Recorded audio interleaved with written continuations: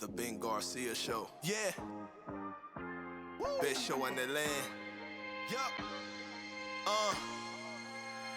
Listen. Come and get your information from Ben Garcia. Get the latest on your quarterback, running backs, and receivers. Tune in, so any other show you don't need them. Any news that he giving out, please just believe him. Giving out the latest prediction and top-notch analysis. Wanna hear the truth, better have thick skin like callus. The latest move that your team just made can be damaging. The dudes ain't speaking no facts, they just be rambling. Lights, camera, action, turn on the show, go get the cameraman. Yeah. Lights, camera, action, turn on the show, go get the cameraman. What is up? Welcome in to yet another edition of the Ben Garcia Show. Thank you so much for making us a part of your day, a part of your week, however you are watching, however you are following, however you are listening. Apple Podcasts, Spotify for free on the iHeartRadio app, or you are putting a face to the voice and you are watching on YouTube. That is also much appreciated. We are on a road to 1,000 subscribers, so consider subscribing if you like the show, or just subscribe anyways. Hate subscribe. I know people do that sometimes. Don't forget to like, maybe even comment. Tell me what you like about the show. Tell me about what you hated about the show, although we know that you have nothing but glowing positive things to say about it. Jam-packed show for you guys today on the Ben Garcia Show. Championship Sunday is around the corner. I have some picks, some predictions, a preview. But before we get into those things, we have a massive story. Jim Harbaugh to the Chargers. Let's dive right into it. So breaking news, a massive story has come into balance. It has now happened. Jim Harbaugh is going to be the next head coach of the Los Angeles Chargers. That means the AFC West is now loaded. The Los Angeles Chargers obviously now have Jim Harbaugh. The Denver Broncos, Sean Payton, and Andy Reid with the Kansas City Chiefs. And I guess if the Raiders want to be a part of this conversation, that unserious franchise, have Antonio Pierce, of course, never been an NFL head coach before, a defensive-minded guy. I could just go on and on about why that is just a horrible decision, and maybe I'll regret saying that a year from now. Maybe he's a defensive mastermind and is going to just dismantle some of the greatest, brightest offensive minds that we have seen over the past decade, 2 decades with those 3 other coaches. But for now, I think that that is just a ridiculous hire, but that's not what this is about. Jim Harbaugh is the Chargers head coach. There's a few things here that I want to talk about with Jim Harbaugh being the next head coach of Los Angeles Chargers. We're going to run through it all. It might be a little bit longer of a segment, but let's talk about it. So Jim Harbaugh. This reminds me so much of last year in relation to quarterbacks. Justin Fields last year, even I gave him a little bit of time. I didn't believe in Justin Fields at this point last year, but you have to give young quarterbacks time. You can't just yank them after 10, 11, 12, 20 starts. Sometimes these guys just got to sit and marinate. And last year, a little bit later on, maybe 11 months ago, we had the trade that the Carolina Panthers would trade up with the Chicago Bears, giving them DJ Moore and a multitude of other picks for the number 1 overall pick. And I said then, it's go time for Justin Fields. There is no more excuses. You have more than enough weapons. Once you start getting into the, well, my quarterback just doesn't have enough weapons. Okay, so how many weapons does your quarterback need to succeed? Because then you get into the Brock Purdy conversation. Justin Fields fell square on his face. He's not a great NFL quarterback. We've talked about that nauseatingly on end, and he completely failed that test. I said it's go time. You have the guys. You now have the weapons. It is go times. There's no more excuses for Justin Fields. Now we're at that same point with Justin Herbert. I think Justin Herbert is a really good NFL quarterback, but Justin Herbert has severely underachieved in his first few years in the NFL. First 4 years, I believe, in the NFL. 1 playoff appearance in which he squandered a 27-7 lead. You can blame Brandon Staley all you want. You can just blame Brandon Staley for that. Justin Herbert, whether you like it or not, was at fault for that. To a quarterback in which I'm not sure I believe in either in Trevor Lawrence anymore. So it's go time now. I am not going to judge Justin Herbert so harshly. I'm going to give him time. But we all blamed the head coach. We all blamed Brandon Staley. We all said that guy's a buffoon, and largely, I agreed with you. And I still agree with you. But I'm just putting this out there now. It's go time for Justin Herbert. There are many people that put Justin Herbert in that tier 1 echelon of quarterbacks, and I'm just not there yet with Justin Herbert. I have to see more. Now, I get it. That might be unfair, and I'm not trying to judge Justin Herbert unfairly. I'm just trying to be as just as I was with Justin Fields. So, I guess I said I didn't mean to judge Herbert unfairly. I'm trying to be fair to everyone here. Justin Fields last year, I said, all right, it's go time. DJ Moore, Cole Kmet, you have fine running backs, and the offensive line is not as bad as Bear fans want you to believe. So it's go time for Justin Fields. I just need to see something. I never saw it. Justin Fields can't play. Justin Herbert, obviously I feel much better about him and his chances than I do Justin Fields. But Justin Herbert has a multitude of weapons. He's had Mike Williams, Keenan Allen, Austin Eckler in his prime years, Corey Linsley on the offensive line, Rashawn Slater on the offensive line. It's not a completely abysmal offense. Although, guys, I'm not dumb. I'm well aware players have been injured. It's not all on Justin Herbert. But Justin Herbert has fallen flat on his face a few times. And I'm willing to admit probably a large portion of that was Brandon Staley. So I'm not going to condemn Justin Herbert. So don't comment under this video. You don't know what you're talking about. Justin Herbert's awesome. I think Justin Herbert is awesome. I think. I'm like 65-35. But it's go time now. You have Jim Harbaugh, who I have massive amount of respect for. I think is an awesome head coach. Just an awesome head coach. Been to a Super Bowl, NFC Conference Championship games. Just won the Natty with Michigan. It is go time for Justin Herbert. There's still Keenan Allen. Mike Williams will be back. You can draft a running back. The offensive line is patchwork, but it'll get settled. And if there's anyone over the next couple of years that has a drafting advantage, it is Jim Harbaugh over every single head coach in the NFL. Pete Carroll was like this when he first came to the NFL. Remember, he drafted studs because he recruited all these guys. He knew who was good. He got guys like Cam Chancellor, Earl Thomas, Richard Sherman, day 2, day 3 guys, and building that Legion of Boom. Pete Carroll knew all these guys because he recruited them all out of college. He just had a better scouting report than everyone else. Same thing with Jim Harbaugh. Jim Harbaugh, even if they didn't attend Michigan, he most likely recruited them or played against them. So he's going to be able to get a lot of these positions right quickly. I know the Chargers are in basically cap hell. What's the best way to get out of cap hell? Draft a lot of young guys, a lot of young athletes, a lot of young skill position players, pay them peanuts for 3-4 years in the NFL while you're recovering from your cap casualties that the other GM, Tom Telesco, basically made you inherit. That's how you get out of it. So Jim Harbaugh can fix all these things. Bright offensive mind.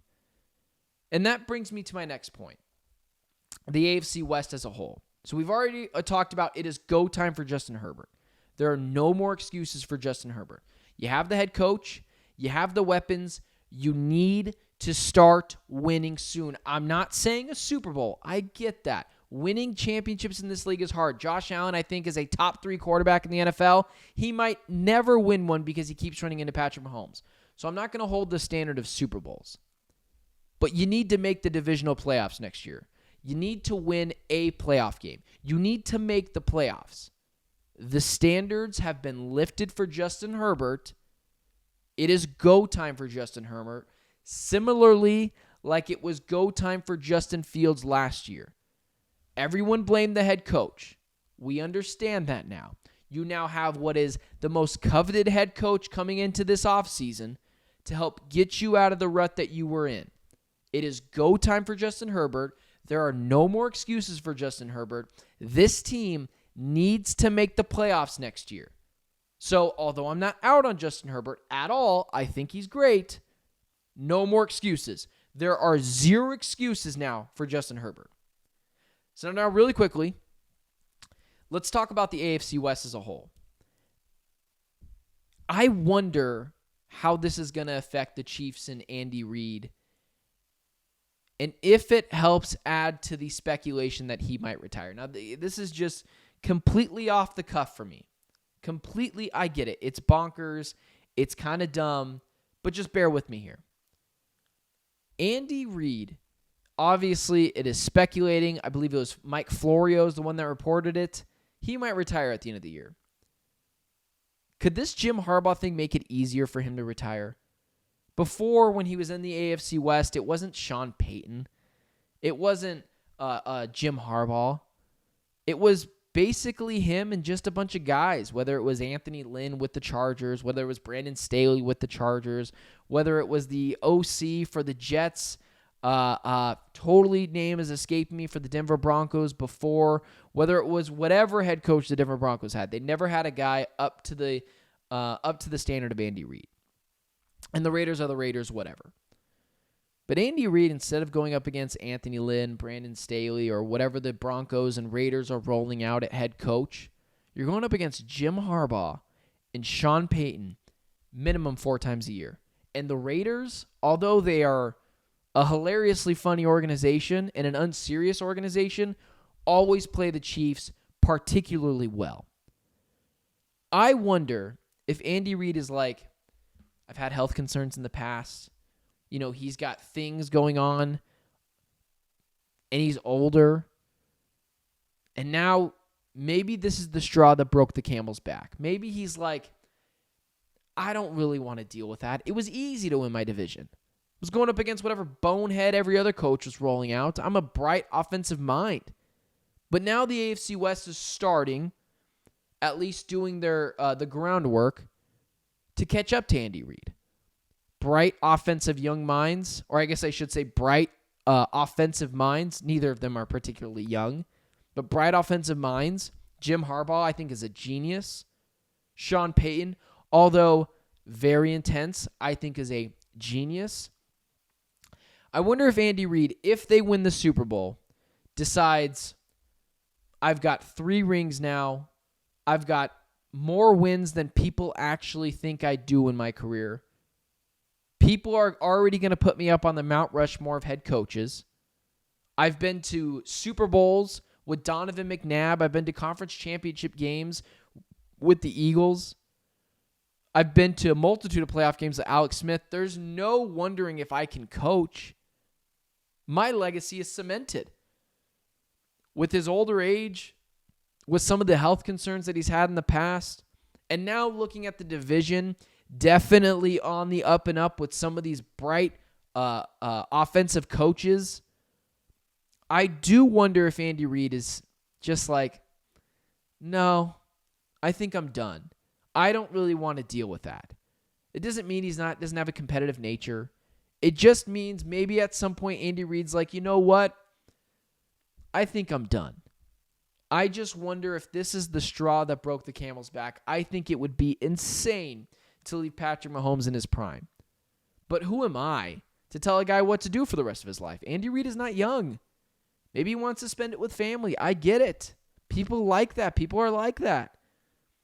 But it's not crazy. Although it's not crazy to say maybe this is a straw that broke the camel's back. I don't think it will happen, but it wouldn't floor me if Andy Reid looks at the rest of the division now that is starting to catch up offensively and go, you know what? I'm done. I don't really want to deal with it. I don't want to have to go through a treacherous division every year. I'm good. I have 3 Super Bowls. My legacy is cemented. I'm one of the greatest head coaches of all time. I'm good. And I could totally see that, and I think everyone would respect that. But other than that, Chargers, getting Jim Harbaugh, massive, huge, good for LA. They were falling apart in the LA market. We'll see what happens with the rest of the division. But other than that, I think it's a slam dunk hire for the Los Angeles Chargers. Let's get started off in the NFC Championship Sunday. This is the late night game between the Lions and the San Francisco 49ers. And let's just get it out there right now. I'm seen as a San Francisco 49er hater. I'll never understand why. People don't really like to hear stats, statistics, and the truth about their quarterback, Brock Purdy. Brock Purdy is not a bad NFL quarterback. He's a perfectly fine NFL quarterback. what drives me insane is people elevate people to the elite tier so quickly with the Mahomeses, the Allens, the Burrows, the Jacksons, when they shouldn't be there. And for years, I said, when everyone else was slamming Jimmy Garoppolo, for being quote-unquote terrible, I said, what? He's been to a Super Bowl. He's been to 2 NFC Conference Championship games. He can't be that bad. Kirk Cousins hasn't done that. Dak Prescott hasn't done that. Now, do I think it's mostly the weapons and Kyle Shanahan? Of course. But I don't think he's terrible. And now, I've had to completely do the inverse with Brock Purdy. People have elevated Brock Purdy.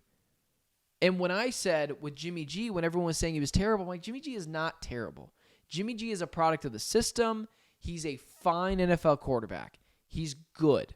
That's it. He's good. He's a top 15 quarterback. He's 14, 15, 13. When he's under the Kyle Shanahan system and he has the weapons in place, he can be serviceable. And he can be perfectly fine.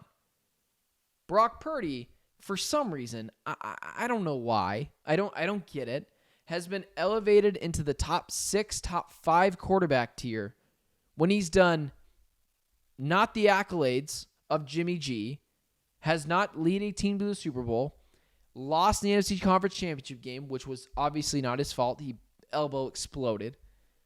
But I have basically said, Jimmy G is not top 5, top 6, and I've had to do the inverse and say, no. He's in the Jimmy G tier. He's 13, 14, 15, 12. If you want to make him the 10th best quarterback, that's fine. You can make an argument, and I'd be fine to listen to that Brock Purdy's better than Jimmy G. That's not really the argument. Brock Purdy is somewhere between the 10th through 15th best quarterback. But to me, there are absolutely 10 quarterbacks I would take over Brock Purdy. Whether it's C.J. Stroud, Kyler Murray, Dak Prescott, Josh Allen, Lamar Jackson, Joe Burrow, Patrick Mahomes, Justin Herbert, Jalen Hurts. Those are all guys I would take. Kirk Cousins, all guys I would take over Brock Purdy. So I'm seen as a San Francisco 49er hater when in reality, I've always just put things in perspective. You can be upset. You can be a fanboy. I can't control how you feel, but I'm just being honest with you. The stats are roughly similar when Jimmy G took the Niners to the Super Bowl and Brock Purdy this year with the 49ers. And Jimmy G didn't even have CMC in that year when they took the 49ers to the Super Bowl in, I believe, 2019. So I'll never understand that. You can't be honest in this business because people will just label you a hater, and I'm totally fine to live with that. It's all good. If Brock Purdy comes out and wins the MVP, I'll be more than willing to say I was wrong. You can obviously win a Super Bowl with him, and he's better than what I thought he was. But the NFC divisional game between the Packers opened up a lot of everything I was already saying before. Brock Purdy was not good in that game. Brock Purdy is lucky to come out in that game with a win. Yes, he played good in the final drive. I can't act like I didn't see the first 3 3/4 of the game, though, guys. I just can't act like I didn't see that. The San Francisco 49ers are marching in to Santa Clara. The Detroit Lions are visiting. And I really like the Lions in this spot. I know it's the Detroit Lions. It might just blow up in my face because the Detroit Lions have been largely irrelevant for 25 years now. As long as the Cowboys have been irrelevant, they're just not America's team, so they're not seen as such a failure like the Dallas Cowboys are. I saw a headline on First Things First the other day. Are the Detroit Lions a better story or are they a good team? And it's like, they're in the NFC Conference Championship game, guys. They're obviously clearly good. They're the second best team in the NFC. The Dallas Cowboys were not. They're a fraudulent franchise. Jared Goff has shown now that if you give him time, he will carve you up. Jahmyr Gibbs has really stepped into his own. David Montgomery has been an awesome power back. That 1-2 punch is probably the best 1-2 punch in the NFL in terms of running back. I understand Christian McCaffrey is better than both those guys, but a 1-2 punch, a second pitch, if you will, in Jahmyr Gibbs, and your fastball in David Montgomery. The offensive line is probably the best in the NFL, although if you want to make an argument the Eagles is better, that's perfectly fine with me. They're the second best offensive line at worst in football. Penei Sewell, Frank Ragnow, guys like that on the line. And then you look at Taylor Decker as well on the line. And then you look at the San Francisco 49ers pass rush. Chase Young is not good. Chase Young is a bust. He's not good. It probably has to do with his injuries, so that sucks. But Chase Young is not a great pass rusher. He's probably a very average pass rusher. Nick Bosa hasn't been as amazing as we thought he would be this year. The pass rush of the 49ers is just severely overrated and overstated. Eric Armstead, you can name a bunch of guys. Eric Armstead, Javon Kinlaw, Nick Bosa, Javon Hargrave, Chase Young. It's a star-studded defensive line. It's a lot of sizzle. It's not a lot of results. It just isn't a lot of results. Last week, the Niners got 0 sacks on Jordan Love. 0. Jordan Love is a kid. He's not battle-tested. He's won one playoff game in his career. One. He's been in the playoffs once in his career as a starter. Once. And made some throws last week where I was like, what the hell am I watching? Jared Goff has now proven now, as much as he wants to be the butt of all jokes, as much as we like to push Jared Goff to the side, and I was like that as well for a while. Jared Goff has shown that if you give him time, Jared Goff will carve up your defense. And if you're just in a nutshell, would I rather have Jared Goff or Brock Purdy? I'd rather have Jared Goff. Again, I might be wrong. You might call me a hater. That's fine. Jared Goff has been to a Super Bowl. Jared Goff has won an NFC Conference Championship game. Jared Goff is battle-tested. Jared Goff is, I believe, 29, 30 years old. He's got some gray hairs when it comes to the NFL. I trust him more. And he's got a huge arm that people will not give him credit for. Jared Goff has shown that when he has time in the pocket, he will carve you up. The 49ers are not going to get to Jared Goff.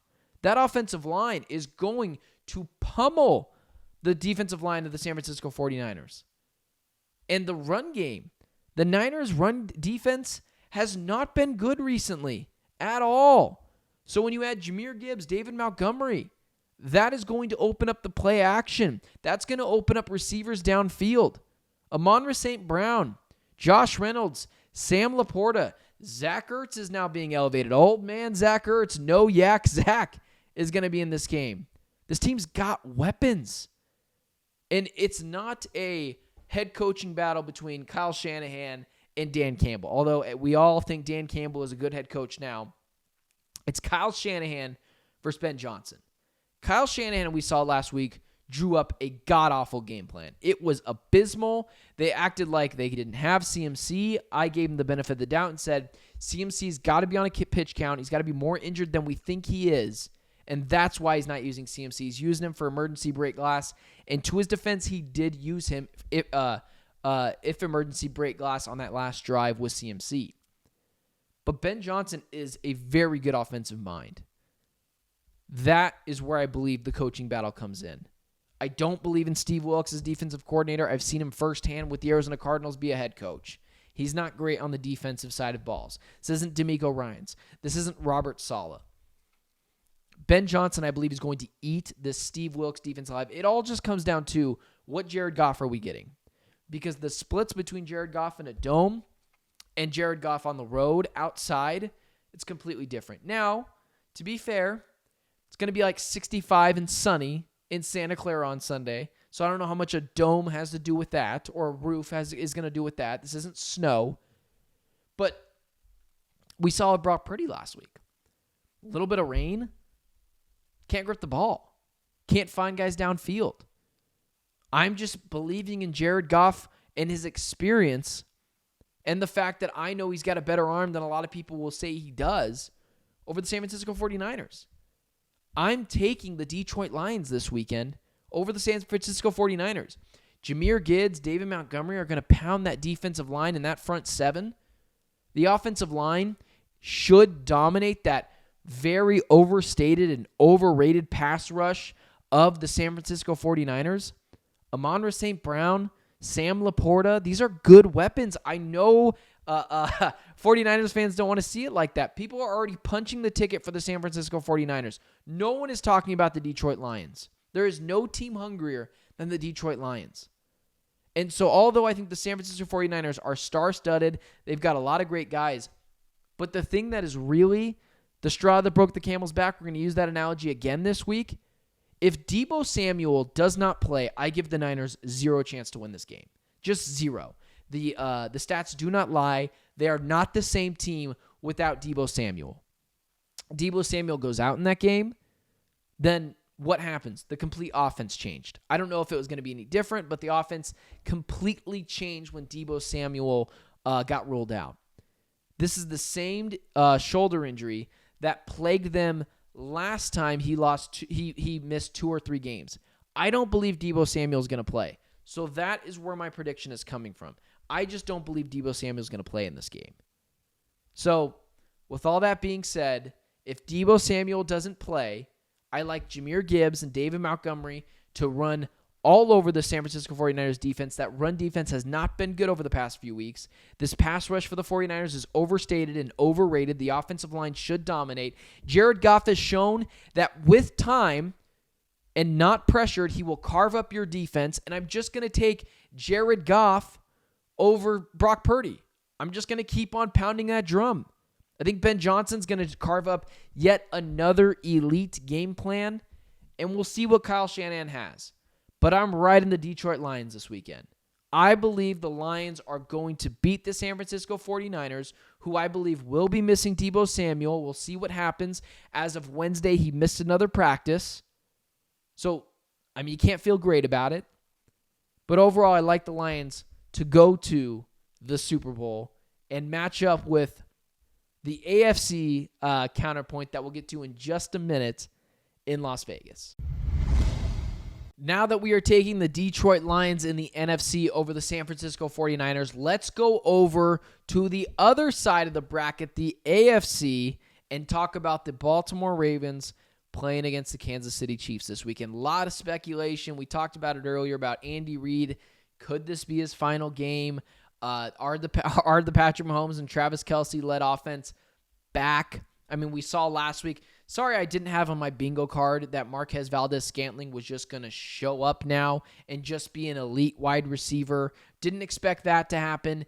It did. So for that reason, we have the Kansas City Chiefs in yet their 6th straight AFC Conference Championship game. What just an elite statistic that we've seen from Patrick Mahomes, 6 straight AFC Conference Championship games. That is outstanding. And with that being said, that's all anyone's talking about. This Baltimore Ravens team is battle-tested. This Baltimore Ravens team has beat every single team.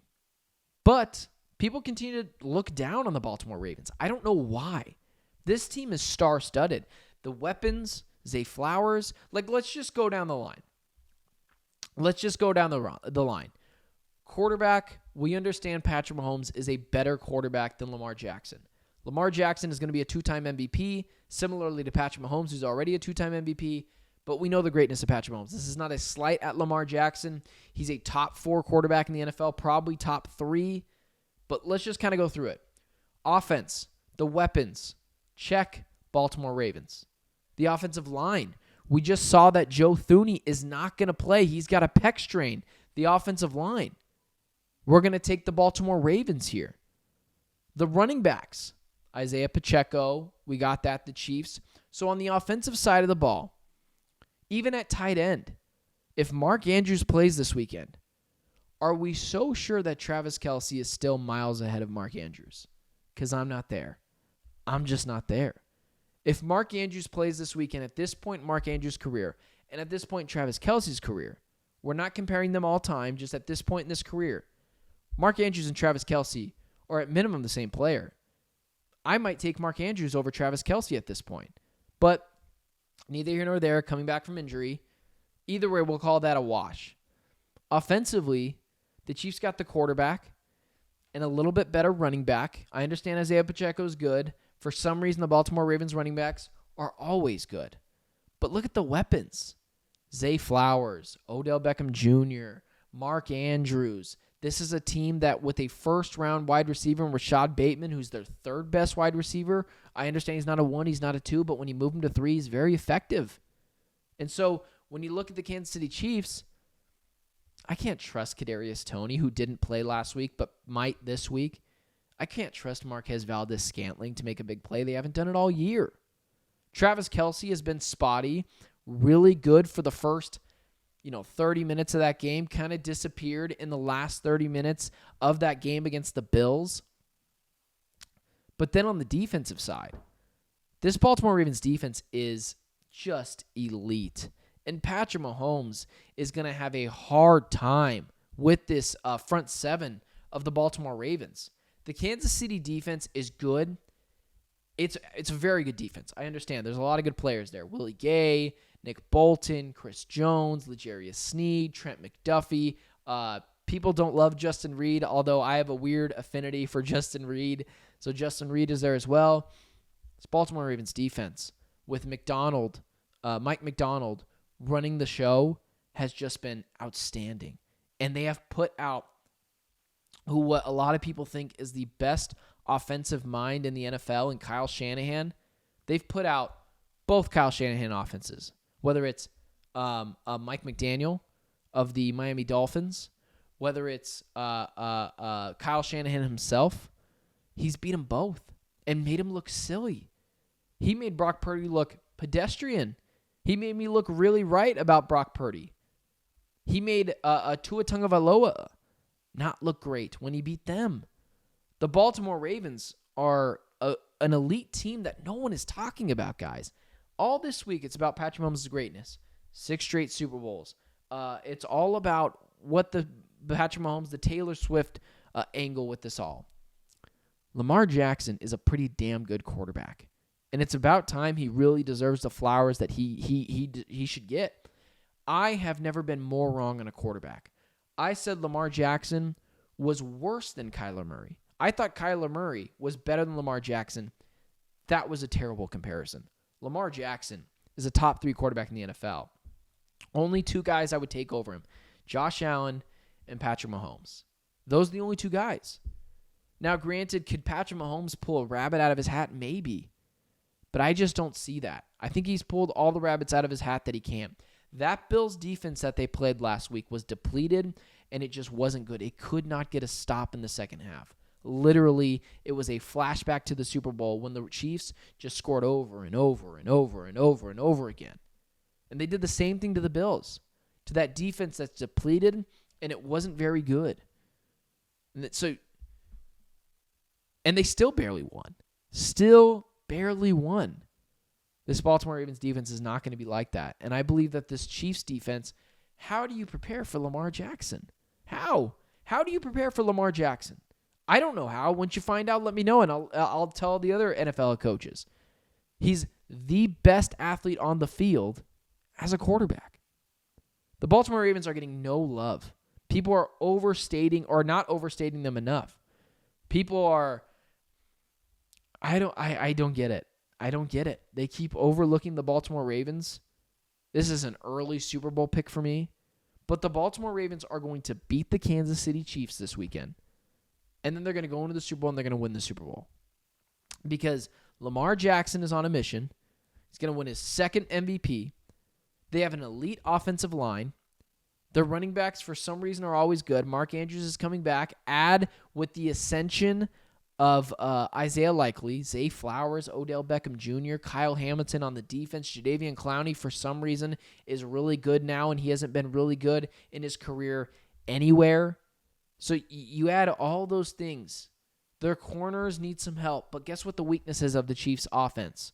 The wide receivers. They led the league in drops. Joe Thuney is not going to play this week from what I've seen.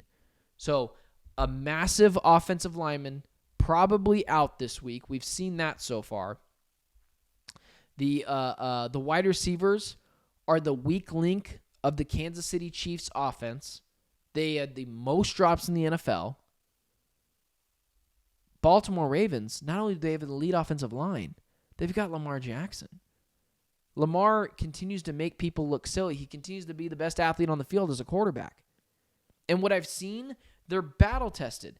They have beat every playoff team they faced by multiple scores besides the Los Angeles Rams, who were on fire. They blew out the Lions. They blew out the Niners. They blew out insert NFL playoff team here. The Baltimore Ravens, although getting no love, are going to beat the Kansas City Chiefs this weekend. I like them to advance to Las Vegas, and then at that, I like them to win the Super Bowl. At that point, we'll get into it when we get into it. But the Baltimore Ravens are going to be AFC Conference Championship champions, and I'm excited to see where they go after that. That is all I have for you guys today. Thank you so much for listening to the Ben Garcia Show. However you're watching, however you're following on YouTube, Apple Podcasts, Spotify. Don't forget to like, don't forget to share, don't forget to subscribe. Leave a comment in the YouTube comment section if you're watching there.